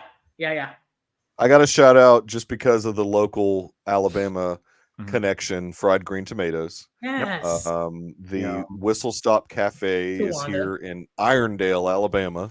And that's kind of, what inspired that movie. It's your typical meat and three type situation, which is a very big thing in the South. And I love it. I've been there several times, and it's nothing fancy, but it's good food. It's such a good movie too, though. It holds a similar place in my heart that Still Magnolias does. It's like if I'm have my digital antenna hooked up and I'm scrolling around stuff. Like if it's on, I'm stopping to watch it. That's right. It's a classic. It's a classic. I love that movie, and I love fried green tomatoes. Oh my gosh, They're good. Yeah. Yeah, it makes me want to go to a farmer's market like tomorrow morning. Yes, exactly. Well, and I will shout out a movie that I have forgotten 3 times in a row to mention in Reflections. Stephen, we do an episode once a month where we talk about all the movies we've seen that month, and sometimes it's a 2.5-hour episode because I come into it with 15 movies. Mikey is 25. It's insane, right? We just go one after the other. But the movie's called Waitress. Carrie Russell, 2007, and it's set in this down home country little cafeteria where she is a pie maker, and she makes these pies that people come from all over the place, and she calls them different things based on what's going on in her life. She has like I hate my husband pie, which is a bittersweet chocolate pudding filling that's drowning in caramel, and a pregnant, miserable, self-pitying loser pie, which is a lumpy oatmeal and fruitcake, and like all through the movie there's different pies and stuff, and it's a great little film. It's a lot of fun. They made it into a musical starring Sarah Bareilles, who I love. She's a good singer, and it's so I really great musical. It came to the theater not too long ago, and I really wish I could have seen it. Oh, that's right. They did like a theatrical release of the musical. I'm hoping it'll be available somewhere streaming, but yeah, Waitress is a fun movie. It really is. Carrie Russell's kind of one of her last stands before she faded into obscurity and bit parts. It was. I think it was really like a more of an awakening of her career, because all she'd done was like a bunch of Lifetime before that. Yeah, that's true. That is true. But Felicity, she'd done Felicity. Sure. And so then she did movies and stuff. She was in Dawn of the Planet of the Apes and all that good stuff, and showed up in Rise of Skywalker, which I would erase that from my resume immediately. But how dare you? No, it's not a great movie. Oh, you agree? You know, I know it's not a great Yeah. Why I haven't seen any of those movies, because I wouldn't even know where to start. I wouldn't know which ones. Well, if you ever seriously want to start, let us know. We'll be happy to direct you in the ways of the Star Wars watching. Just original trilogy. That's all you need to do. Just watch those 3 and you're fine. I would say watch the first one. If you don't like the first one, don't go to the rest of them. I mean, there's no sense in trying to the rest. Like of them. number 4, you mean? Yeah, number 4. I was going to say, okay. The one from 77, Fair. Start in chronological order by year that it was made. Yeah, pretty much. Just do that. Like I said, but if you're halfway through the first one and you're like, this is terrible. And honestly, you have to go into it with the mentality of this was filmed based on like the cliffhanger movies of the 30s and 40s in the theaters. It's filmed in the 70s. It still has that 70s kind of feel to it, It's a feel-good film. Some of it doesn't hold up to today. You're like, that's kind of hokey, and it's intentionally hokey. It's okay. But halfway through it, if you're like, this is not for me, then don't waste your time. Because either you like it or you don't. So it's not one I would tell you to keep giving it a chance. Keep watching it over and over. Don't do that. You'll be one of the Star Wars hating people. And nobody likes those people. I hate when people tell me to watch a TV show and they go like, you got to wait 1 season for it to get good. I'm like, I'm out. I'm out. If it doesn't capture me like in 2 episodes, I'll give it 2 episodes. But it better capture me in 2 episodes or I'm done. Well, I mean, 24 and a half seasons of Law & Order SVU, I'm still waiting for it to really catch me. But I'm hoping. I'm hoping by season 25. A lot of seasons. That show's a masterpiece. I've seen every episode. Every single episode. I got to shout out that the only thing that's good in the Harley Quinn movie is that breakfast sandwich that Margot Robbie's eating in that movie. It looks like the most amazing breakfast sandwich that I have ever seen. Like, and the qualifier there is it needs to get all over you as you're eating it. It's not a good breakfast sandwich unless that egg is like running down your face as you're eating it. Like grease down your arm. Freaking love it. Yeah. So good.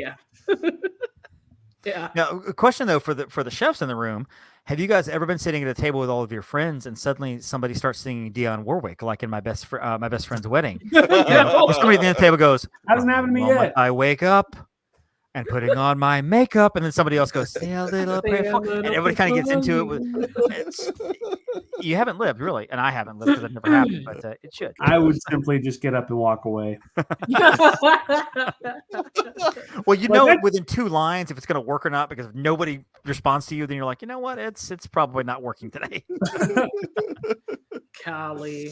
I don't think any food has ever moved me to sing, and I like to sing, and I love to eat. But I don't think any food has ever moved me to sing. Not to sing. Not to sing. Yeah. Now I do this little dance when I eat something that I really like. It's kind of like this. It's a silent, and I just Yeah. The restaurant that I frequent, the bar that I go to, they call that my happy dance. Yeah. You I just think see me smile. That's all it's you really see. just from me. like undiagnosed ADHD, I think. But What's interesting is when you eat too many hockey hot dogs, you also do a little dance as you're trying to get into the house and Into you're the fumbling with your bathroom. keys and try to get in. Yeah, you're like dancing and moving. You're like, oh, So yeah, it's an It's not all the dance that together. you want to be doing, and though. that's called bringing it back around again, folks. Right. It's a full circle moment right there. I was also speaking of full circle. I was going to say Tomato Press is my other OnlyFans name. If you want to look that up. Press. Yeah. Who's You next? invited us on here, Melissa. I mean, is this when I tell you to avoid the tomato sauce? I don't know. Look, Where do I go from these, here? I don't- these pearls that I clutch, they're imaginary. Like I can dish it out as good as I can take it, so it's no big deal. Steve, what you got? Nothing. What you got? You got No, I'm nothing? kidding. Okay, one more movie for me that always just stood out to me as far as food was it A Christmas Story? No, Especially the turkey. with the turkey at the very end when they go to the Chinese restaurant. It's like Peking duck and all Oh that. yeah. I always remember that. It's really unfortunate that movie's so horrible. Touche. That's what you Touche. found. No, You there's found no the movie. touches, You found Steven. Steven. That is the movie that I hate that everyone loves.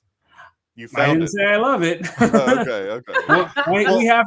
My wife loves it, so every Christmas we watch it. And I'm in you the know. same boat. My wife loves it too, and so I'm forced to watch that piece of crap every Christmas. When the turkey collapses off the table and the dogs come after it, and then the narrator, Gene Shepard, then goes on and on this whole thing: no turkey a la quiche, no turkey sandwich, soup, whatever. no turkey a la I'm king. now wondering if there's more mentions of a turkey usage versus how many shrimp usages that Bubba mentions in Forrest Gump. Oh gosh. I think the Like, I'm shrimp is curious as to how more. many options of I turkey think the shrimp versus is more. shrimp. That's where Forrest Gump got the idea from. I No, I and don't- that- I don't know. Is that the only movie that has spawned a restaurant chain? Like, Huh. because I can't think of any. Is there a well, good burger anywhere in this country? I have no there's idea. not. Now, Caddyshack, which was not a food movie, Mhm. did for a while have a few restaurants. I don't know if they're still around. They were just called. There was in South Carolina. They had them like wherever there was golfing towns or whatever. Yeah. Yeah. I mean, But there have been a God, number no. of pop-ups inspired by like movies and Okay. TV. TV shows, Okay. yeah. But Yeah. so like a couple weeks back, we did a TV restaurants we wish were real, Oh, like the Max and whatnot. that's right. That's Um, right. But I Or Good think Burger. I don't know. That might be it. Like I think Forrest Bubba Gump's Bubba is, Gump like, Shrimp. That might be like it's still going strong. I think so, you yeah. know? Yeah. I don't think That's there's amazing. another one that I can think of off the top of my head. You're right. You're right. That's Mhm. crazy. That's wild. I Because mean, that really wasn't like a food movie per se, but like they White had Castle doesn't count because it was already a thing. it was already in Right. yeah, it was Right. already in Yeah. which I do Well, I love mean, that there is a movie. Pizza It's a good Planet. movie. I want to stay in Disneyland. Land. So out of the Land. movie, Yeah. but that's But not kinda like a branding. chain. Yeah. Yeah, that's Yeah. a branding thing. Yeah. But Yeah. oh, Well, dude, I another do love question though, Forrest and this is Yeah. random movies. Like, are there movies that you guys like that are set in restaurants that have nothing to do with the food? Like the movie is whatever critical scenes are in the restaurant or whatever, but like the food is just secondary. And I'm thinking about the movie Compliance, which I saw not too long ago. And it's set in the back room. This whole serious bit between It's the a good manager movie. and one of the workers there. Nothing to do with the food. It's just all set in the restaurant itself. Yeah. Dave, Great movie. I always meant to ask you if you Mhm. ever made the connection between that movie and the Robin Williams guest spot on SVU. That's what it's based on, is that news headline. Do you remember that? Now that you've said it, I remember I Oh. vaguely remember the episode. You got to Yeah. remember there are 500 and something episodes Sure. I've seen of this show. And Yeah, I'm not even Robin joking. Williams. Right.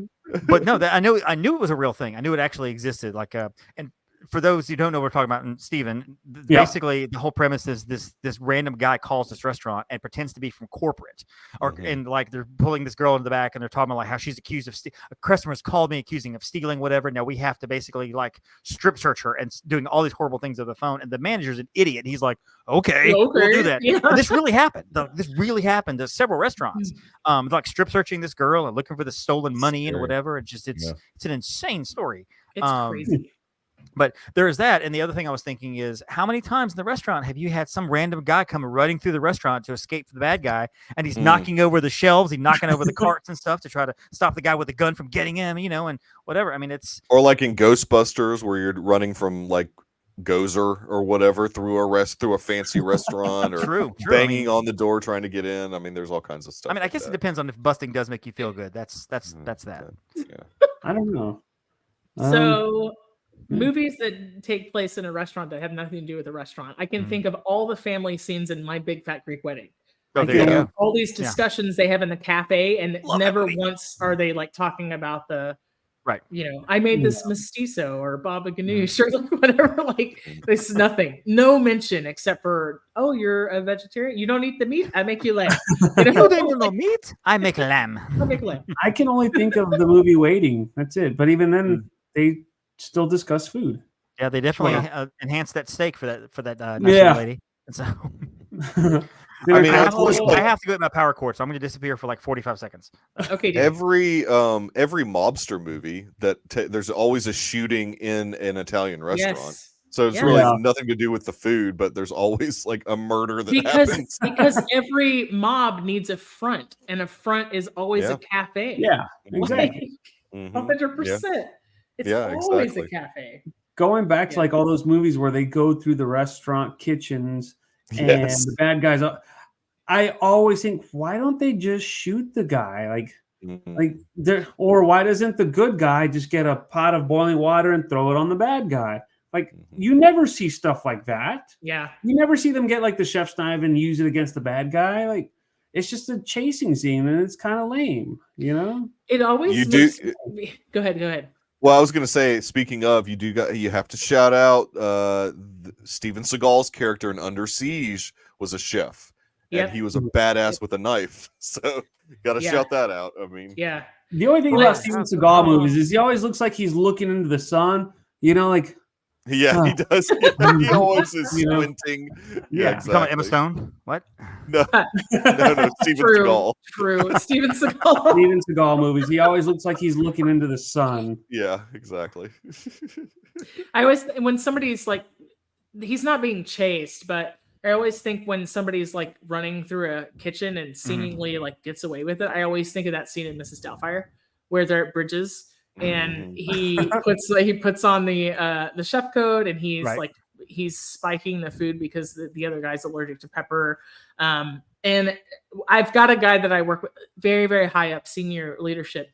And one time we were in this VIP event to open a restaurant recently, last November. And this guy was carrying an urn full of hot coffee, and he goes, "Hot jambalaya." And I turned around and I was like, "Oh my God, Mrs. Doubtfire." And he was like, "Yes, nobody ever gets that reference." Like, we had a moment. It was That's awesome. amazing. Awesome. I'm never forget the time he sets his falsies on fire. He's trying to make dinner for the family. Yeah. There's lots of food He goes, stuff. my second day as a woman and I'm already having hot flashes is like a great scene. I love the scene in Mrs. Doubtfire where he takes the cake and puts it on his face to make it look like he's into the social worker's teeth. Yeah. Yeah, exactly. Great. And then, of course, they use food as a weapon in that one because the fly-by fruity. Fly-by fruiting. Yeah. It was a fly-by fruiting. I saw him, the scoundrel. Yeah, that's a great scene. It's so good. That was the magic of Robin Williams. Dude, I miss him so much. He was so awesome. He's one of the few guys we've actually themed an entire episode around, and all the movie episodes we've done in the podcast, like we did a whole episode around him when he passed away. I think him, Bruce Willis, and other than like a specific tournament style episode or something where we just said, "Hey, we're talking about this one guy." Yeah, that does sadly remind me of John Candy in The Great Outdoors, the old 96. Yes. Oh, that's steak. I would try that. I would try. Like, dude, I would throw down on that. I don't know that any actor has ever acted out a meat sweat so well. Because it was real. When John Candy made those giant pancakes in Uncle Buck, that is one that I would be up for trying to. Yeah. Yes. Yeah. That was a great Right, and the scene. pancakes for breakfast always makes me think of Pleasantville, which is when she makes all the pancakes and all the biscuits and everything on the table, and he comes and takes one bite and he leaves, because that's what happened at every sitcom in the 50s. Yeah. All this Right. food and take one bite, and of course she becomes aware of it. Gotta Whatever, but gotta go exactly. Like all this food's left over. They're trying to feed you more food, and such. I always have to think about this scene. It's a little bit like I'll have to bring it down just a little bit, but it's the scene in Sign at the end of Signs, where Mel Gibson is like asking his like the son's like, I'll make some sandwiches, and the little boy's like, no, I want spaghetti and meatballs, and or he goes like, I want French toast and mashed potatoes, and the little girl goes like, I want spaghetti and meatballs, and the older son is like, I want chicken teriyaki, and Mel Gibson's like, I just want a cheeseburger. I want a cheeseburger with extra cheese, but everybody's grieving, and it's so like emotionally fraught, and nobody can eat. And then Mel Gibson starts yelling at everybody. Like the dad starts yelling. He's like, why isn't anybody eating? He's like, fine, I'll just eat everything. But it's so like emotionally charged. And I always think that like, to me, I mean, for all my life, there's been like this certain amount of whimsy about eating foods for a mealtime and where they didn't belong. Like it's like fun, right? And I watch this movie and I go like, dude, the whole thing is unraveling and it's uncomfortable to watch. But it always makes me really hungry because I'm the freak that would put all those foods together in like one meal, like I used to have a great friend. We would go to Denny's together late when I would get off work, and we would order pancakes and spaghetti, and we would go half on both because we couldn't decide what we wanted. So it was like sweet, salty Italian, as Italian as Denny's spaghetti can be. I was gonna say, yeah. Well, I'm one of those people that like when I want a food, I want a food, depending on I don't care what time it is. And I was at a conference and it was one of the START conferences, launch out conferences, Melissa. You know what I'm talking about. Yep. And we were at a restaurant. I think it was Atlanta. Was it Tulsa? And it was Atlanta, actually. It wasn't Atlanta. And we were at a restaurant for breakfast like 8 a.m. And I had ordered the eggs, and I looked at the menu, and I was like, "This burger looks good." The waitress was like, "Do you want a burger?" And I was like, "I would love a cheeseburger right now." So on my plate, I had pancakes, a couple of eggs, and a cheeseburger, and it was delicious. And everybody around the table was like, "You're eating a cheeseburger for breakfast?" I'm like, "She offered, I got it, and it's so good right now. And it was really good. I wanted a cheeseburger. I'm sorry. Did I stutter? This is what I'm having. Yes. You offered it. It's not like I'm making you do it. You said you would do it, and you said it nicely. And yes, thank you for offering. I'm all in. Let's do it. So good times. Awesome. It's so good. Wait, I got one more question for y'all. Okay, so speaking of food movies, what was your take on Cloudy with a Chance of Meatballs? I've never seen it. I love it. I've got kids, so I've seen it a lot. I mean, I've seen that movie a lot. I feel like I'm striking out with Steven because I've seen 4,100 movies in my life, basically at this point, and you called it 2 movies, and I'm like, he's finding movies you haven't seen. Yeah, that's what it is. I love both of those. There's 2 of them, right? Yeah, I love both of those. There's 2 of them. My favorite is there's a leak in the boat. There's a leak in the boat. I freaking love that scene, and it's a leak. Is there? Yeah, a leak. It's so great, dude. Yeah, that's a good one. Steve, I'm me and food puns. It's like anything. Get it? I'm there. I love that movie. Now, a movie that I didn't care for, where all the food came to life, was Sausage Fest.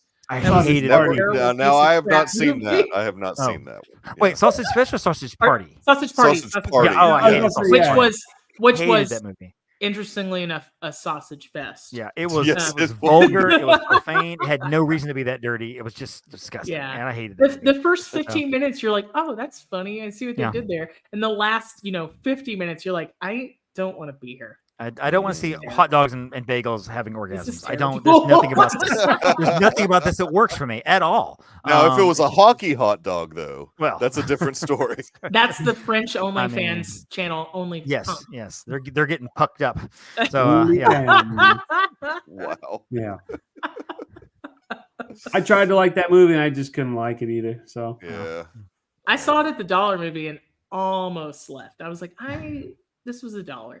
Like, it was streaming for me. It was just I do miss the dollar theaters. There's none left anywhere that I can. I mean, there's not any in stupid COVID. We had a local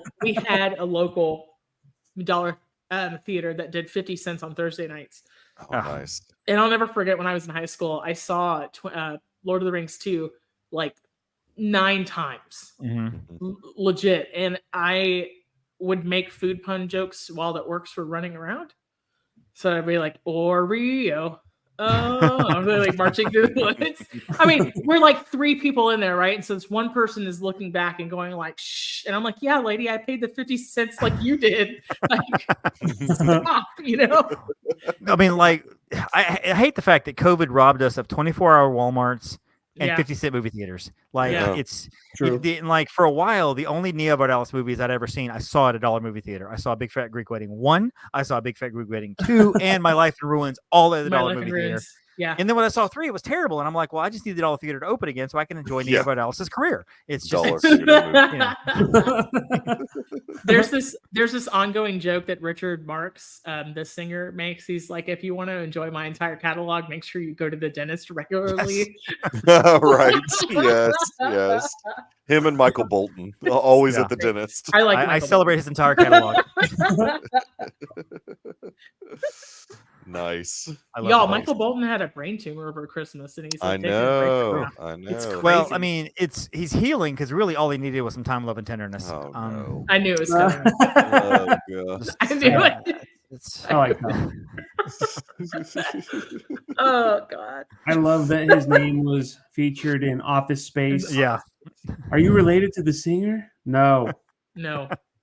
Why should I change my name? Just because that No Talent Ass Clown started releasing albums when I was in the 3rd grade. Yeah. Why should I change my name? He's the one who sucks. He's the one who sucks. Office Space, of course, has a food stuff in it. It does. The tchotchkes or whatever. Yep. Yep. Or what is that? It's TGI Fridays, basically. Yeah, it's basically TGI Fridays. Yeah.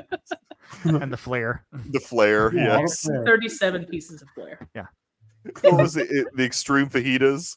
Yeah. Or whatever. Poppers, how about that? You have a case of the Mondays. Sounds like somebody has a case of the Mondays. Oh, man. Movies and food, man. That's the best. Yeah. A perfect combination. It's interesting. I watch movies and for a bunch of different reasons, right? Like I watch stupid movies because I want to turn my brain off. I'll watch something really moving. Like I recently watched The Zookeeper's Wife. It's like a true story about how they were like hiding Jews from the Nazis. Right. It was a cry fest. It was a rough movie. And I don't think I was like really ready for what I was watching. But sometimes I'm just watching something random. And because I am who I am, all I'm doing is paying attention to the food scenes. I'm like, oh, that looks good.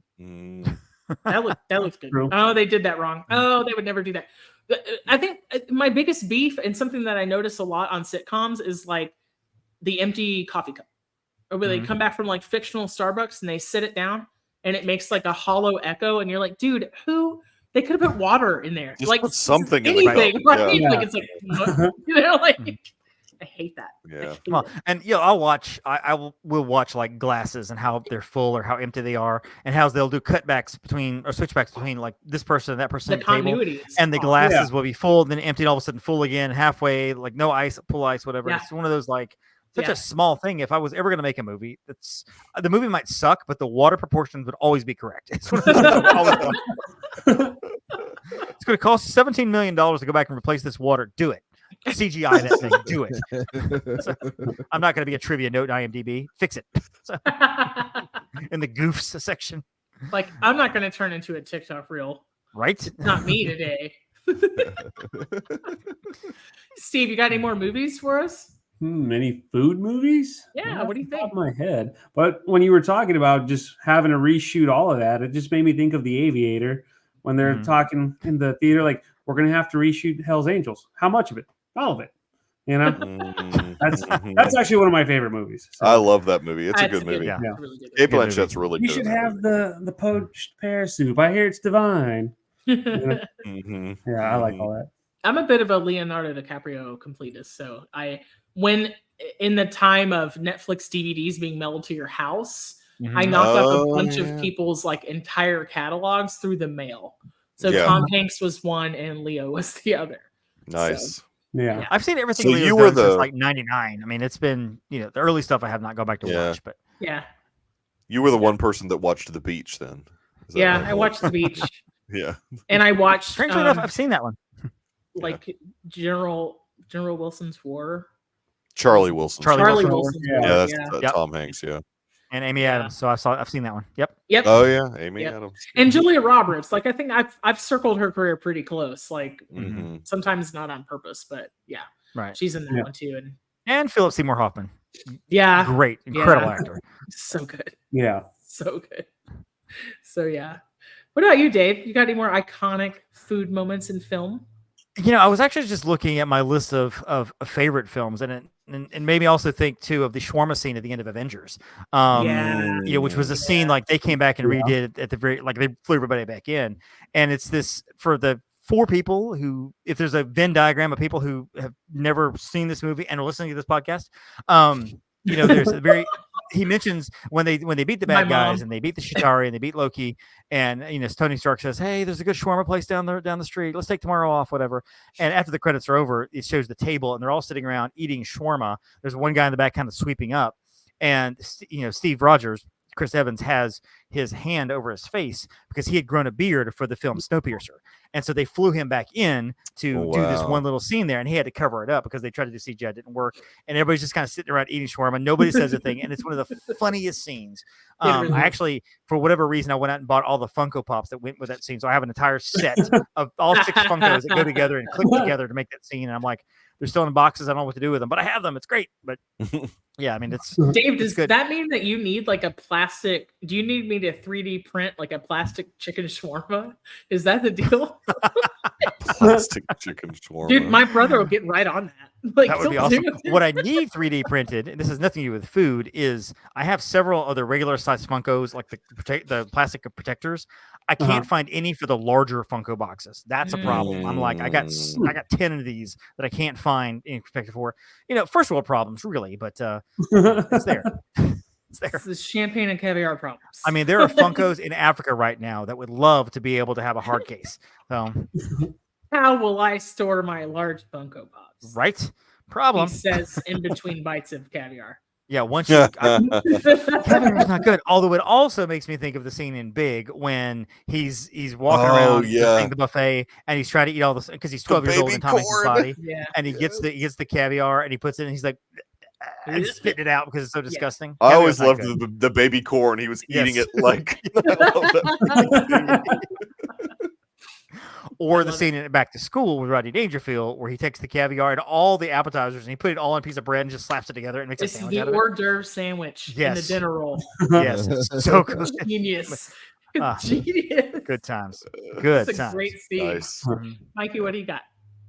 I mean, I guess like the last one that I always loved when I was a kid was Honey, I Shrunk the Kids because when they would shrink down, there'd be these huge food items in front of them. Yes. And I just loved the idea of that, to be just have a huge Oreo cookie in front of you and just Right. chow down. That'd be Yeah. amazing. Yeah. That would have been me with an oatmeal cream pie if I, when I was a kid. Yes. Yeah. Love the oatmeal cream I pies. feel like to scale, that's what Little Debbie's used to be until we all grew up. Yeah. Right. Oatmeal cream pie used to be like this big, and then Yeah. it just got Yeah, smaller yeah. and smaller and smaller, and we got bigger. It's shrinkflation at its Yeah. finest. Yeah. Yeah. Um, Now you can just eat a whole sleeve of those things and it's be like, and it's like a Tuesday. Yeah. that happened. The sleeve. Oh, so that's a thing I did. When's dinner? Because they're tiny. Mm-hmm. Right. And you go through the entire box, and you're like, well, I'm not really hungry for dinner. Yeah, exactly. This was dinner. Yeah. It was late lunch. And then I'm gonna have pancakes and a cheeseburger for dinner. Mm-hmm. Yes. Yeah. A la David Yes. Diller. I want a cheeseburger right now. I want to go to Waffle Dude. House and get a waffle and a cheeseburger. I would crush like 2 burger patties with American cheese, bacon, but like the buns as pancakes. But like not regular pancakes. I wanted like studded with maple, like McGriddle. Yeah, the McGriddle thing. Yep. Yeah. I can't decide if do that. McGriddle is one of the best things, one of the worst things I've ever eaten in my life. Like I can never decide. When I eat it, I'm like, this is either disgusting or delicious, and it's just, I don't know. I really don't know. Whoever thought of that just needs a Nobel Peace Prize, right? Or to be thrown in jail. I don't know which one. Maybe both. No, they just need a Nobel Peace Prize. I love that person. Yeah, McGrills are just the best. They're so good. They're so good and so bad. It's like I feel so bad and then so much better. I don't know. It's the best of both worlds. Like you can't. Yeah. It's so good. I think I have one last movie can round us out. If nobody really has like a legit like anything else, but 12-year-old me really thought that the movie Soul Food was incredible. From 1997. So this was Vanessa Williams, Mekhi Phifer. You had like fried chicken, collard greens, sweet potato pie, mac and cheese, candy yams, peach cobbler, like ham, fried fish, chicken and dumplings, potato salad, all the things, right? And me as a vanilla folk, we never had all those foods at one time. And so I know this is like kind of dramatized, but that's a lot of different foods in one meal. And so the film is kind of like this matriarch, Big Mama. She keeps like these Sunday dinners going, and they have all this food, and it's what brings the characters together, and it's really special. And it kind of like she gets sick in the movie. Like spoiler alert, if you haven't seen it, it's like 20 something years old, but she gets sick, and the tradition kind of falls apart. But what I really like is when I got older and learned how to use Google, the woman who made all the food for the movie was actually like a church cook. That there was a guy who was involved in costuming, and his mom was friends with this woman. Her name is Freddie. She was billed as a food stylist, but in reality, she made Sunday dinner for the director, and he hired her on the spot. And so the director wanted the food in the movie to be like the stuff that he grew up eating. And because she was actually a cook and they didn't use an actual food stylist, they weren't making anything out of foam, or they weren't making anything out of short meat. Like it was all real food. And so next to the sound stage, they actually ended up setting up just a little stove, like a kitchenette for her. And she would make 3 or 4 times the amount of food that was necessary. And they would use like huge amounts, like massive amounts of food. And they actually had a problem because like the crew would really eat it because it was better than food that you would find on another movie set. It was better than what they had at craft services. And so the story goes that the whole cast started to slowly gain weight, and then they had to cut it back. Right. So, but I like it because, even if culturally, like if you can't relate specifically to the film or like the specific family dynamics, right? Like I think everybody can really relate to how it feels to come together for a meal with people that you love. And that's just super special for me. Like I really love the idea that this was a woman who cooked really well in her community, and now all of her food is like immortalized on film. Right. Like that's always stood out to me. I love that movie. And then like talking about it makes me want to go watch it again. Even though it has not aged well. Like it's not like, it's extremely 90s, but it's fine. I love that movie. Good times. Yeah, love it. It's super good time. Yeah, I mean, we could talk all night about food movies or food scenes or whatever because there's so many. I mean, you type in food movies in Google and like 70 movies pop up, and you're like, oh yeah, And documentaries are tough because half the documentaries out there are like, this is what you're eating and it's bad for you. But if you can find a good documentary like Hero Dreams of Sushi, there's one on HBO actually called The Automat, which is about a string of cafes that used to be in New York City. It's very charming documentary. So there's that. And so, I try to steer clear of the ones that like make me feel terrible about eating burgers at Waffle House because I don't want to know. I don't want to know what's in it. I'm good. It's not me. Yeah, exactly. I think that Hero Dreams of Sushi is a really great example. There's also a really good sushi scene in Isle of Dogs. The Wes Anderson film is like, man, sushi is something else, y'all. It really is. It's just art. Sushi's lovely. It's so great. It's so great. It's something that I could overeat. And then there's the whole subgenre of films: Society of the Snow, Alive, Fresh, Hannibal, Soylent Green. I'm just saying, there's a whole Hannibal the musical. Exactly. It's Gosh, Hannibal the musical. That's good stuff. That's you make me want to watch it. It's so garbage, but it's so funny. Like it's a movie, not a film. It's a movie. Yes. Right. Theatrical experience. Yeah, Great exactly. movie. Cinema. Well, Mikey, Dave, why don't you tell us just a little bit about the Deucecast Movie Show in case anybody who listens to mine, in case there's no overlap there, in case they don't. You go, Dave. You do this. You're better at that than I Do am. the thing. We have a podcast called the Deucecast Movie Show. We started in 2011, and in first 100 episodes, we're kind of all over the map. It was about everything pop culture, music, movies, blah, blah, blah. Around 100, 10, 105, something like that, we centered in just movies, and we do everything from top fives, top tens. We do, year end lists. We talk about favorite actors, actresses. We talk about old movies, new movies. Like I said, we do reflections. We cover a lot of films. We have probably in our time, 600 episodes, we've talked probably 5, 6, 7,000 movies have crossed our lips at one time or another. We've had on everybody from Paige Davis from Trading Spaces to various podcasters across the country, on our show. Melissa's been on the show. And coming up every year, which we started 10 years ago, we have the Deucey Awards coming up. And it is our award ceremony to give out the best awards for the best films of the year. And it's I was talking to Roth from Wyoming, who's been on your show too. And it's kind of become a thing now. Like, back in the early days, and when we first did it, we just kind of like, hey, here's nominations for Best Picture. Here they are, and this is the winner. We just kind of going, and now we have it's like pageantry. It's like pomp and nomination. circumstance. Yeah. It's a whole thing. Nice. And it's just a lot of fun. And it was really started as a way for Mikey and myself, and at the time another guy, to kind of be able to hang out because we never saw each other.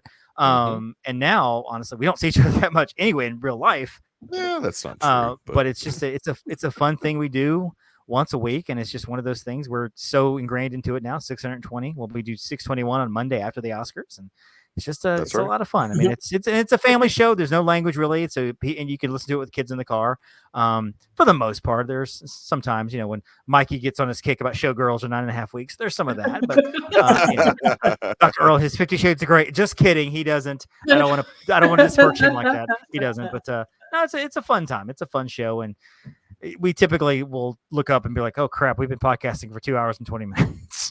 And then I edit this show and I put all kinds of fluff on the extra fluff on there. So it's a thing, but yeah, it's a fun show every Wednesday, wherever you find finer podcasts and ours. It's pretty great. It's pretty great. It's been really, really amazing I think I started listening maybe around 300-400 or something, but I binged like everything from the beginning. And if you've ever seen a movie, you'll like the podcast. Like, that's all you need to know. Like, you don't have to be a film buff. You don't have to like everything. I mean, look, there's like 3 Star Wars I've never seen. So, it doesn't really matter. There's no, there's no barrier to entry. Like, if you've seen a movie, you're going to like just the podcast, and it's super fun to listen to. One of my favorite things is to hear somebody pop up and say, oh my gosh, I haven't thought about the movie in forever, because we come up with a movie that like, like The Peanut Butter Solution or My Bodyguard or The Heavenly Kid or something from the 80s that people are like, what? Holy crap. I love that. I love when we start a nerve like that, because we just, like between Michael and I, we subscribe to basically 744 streaming services. So we cover everything. Probably. It's ridiculous. So we wanted to save money on cable. So we spend $300 a month on streaming. I know, it's ridiculous. It's all such a racket. I have MGM Plus once. I don't even know why, but I have it. It's all coming back around. It really is. It'll be like, look at this package we have to offer. Right. Historians say it used to be called, is it cable? Cable, right? Like, it just doesn't. It's gonna be so dumb. Yes. Yep. And yet, all my wife wants to do is make sure she has Hallmark. That's all she cares about is Hallmark. So, yep, it's the thing. They're consistent, David. They really are. Yeah. They're consistent. They really are consistently mad. It's the same movie. I only watch Hallmark movies that have Bruce Campbell in them, and there's only been 2 of those. So there you go. I only watch Hallmark movies that have Candace Cameron Bure in them, and that's 744 of them. She's on GAC. She's on Great American Channel now. So Great American. Lacey Chabert is taking over as the Hallmark queen. That's right. That's right. See, anybody can do anything in show business. Once Meg on Family Guy, now wholesome, Hallmark movies. Yeah. Yeah, There you go. that's right. That's right. All right. Well, where can we find you guys? Which I always feel like a cad when I say that because I feel like it's a line I stole from your podcast. But here we are. I mean, every podcast does that. I know. I know. I'm at the Michael Nip on the socials, and that's about it. But the Discord is where we really hang out. I mean, that's our Discord server that we have for the podcast. Cool. And it's really fun. Steve, I think it's almost time for you to join the Discord. I know. We even got Tate to join. Tate from Is that Poopify? Is that who that is? That's Tate. Yeah. Yeah, it's Poopify. Steve, Yeah. Tate awesome. is Jacob Roth's one of his co-hosts on the Good Day for a Movie. So yeah. Let's do it. Yeah. And David, where can we All right, here we go. Find me on Instagram at the Magic on a Dollar. That's my travel Instagram. You can find me on Facebook at Magic on a Dollar and Disney on a Dollar. Don't forget to join us on Thursday mornings. Myself and my friend Jen have the Main Street Electrical Podcast. We talk about travel, pop culture, and all that fun stuff. And of course, finds the Deucecast every Wednesday. There you go. So, You said that a time or two, haven't you? I have. It's like a. It's like a 600 it's and something 500. it's